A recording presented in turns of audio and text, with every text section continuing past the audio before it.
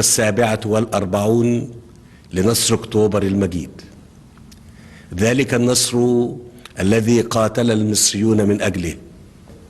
ودفعوا أثمانا غالية من دمائهم الطاهرة ليستردوا جزءا غاليا وعزيزا من أرض الوطن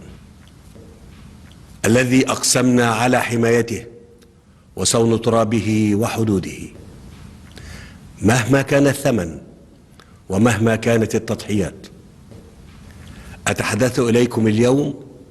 لننظر ونتأمل في دلالات تجاربنا التاريخية